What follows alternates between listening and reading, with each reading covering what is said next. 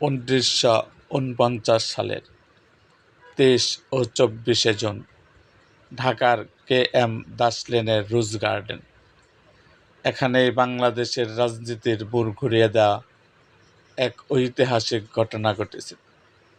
গঠিত হয়েছিল পূর্ব পাকিস্তান আওয়ামী মুসলিম লীগ।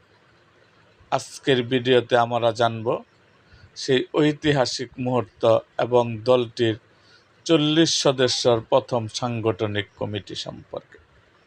তার আগে যারা আমার মুক্তাগাছা ইতিহাস মিডিয়া ইউটিউব চ্যানেলটি সাবস্ক্রাইব করেন নাই, তারা অবশ্যই সাবস্ক্রাইব করুন এবং নতুন নতুন ভিডিও পেতে বেল আইকনটি বাজিয়ে দিন।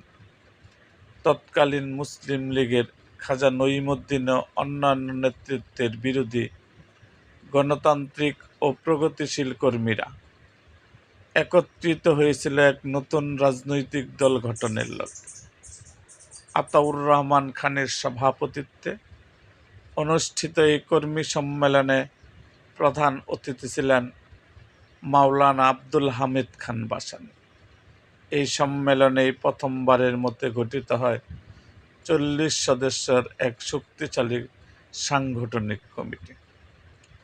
1949 সালের এই সম্মেলনে নির্বাচিত প্রথম সারির নেতৃবৃন্দ ছিলেন সভাপতি মাওলানা আব্দুল হামিদ খান ভাসানী, সহসভাপতি আতাউর রহমান খান, সহসভাপতি অ্যাডভোকেট সাখাওয়াত হোসেন, সহসভাপতি আলী আহমেদ MLA, সহসভাপতি অ্যাডভোকেট আলী আমজাদ খান, সহসভাপতি অ্যাডভোকেট আব্দুস সালাম খান, সাধারণ সম্পাদক শামসুল হক, যুগ্ম সম্পাদক শেখ মুজিবুর রহমান, সহসম্পাদক খন্দকার মুস্তাক আহমেদ, সহসম্পাদক AKM রফিকুল ইসলাম, কোষাধ্যক্ষ ইয়ার মোহাম্মদ খান। এই কমিটির গঠনের মাধ্যমে বাংলার মানুষের আশা আকাঙ্ক্ষার প্রতীক হিসেবে আওয়ামী মুসলিম লীগের যাত্রা শুরু হয়। পরবর্তীতে এই দলটি বাংলাদেশের স্বাধীনতার মূল চালিকা শক্তিতে পরিণত হয়। ভিডিওটি ভালো লাগলে লাইক দিন এবং এমন আরও ঐতিহাসিক তথ্য জানতে আমাদের চ্যানেলটিকে সাবস্ক্রাইব করে রাখুন।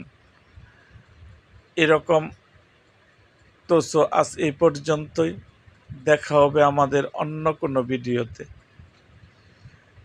আপনাদের কোনো অনুরোধের ভিডিও থাকলে অবশ্যই কমেন্ট বক্সে জানান।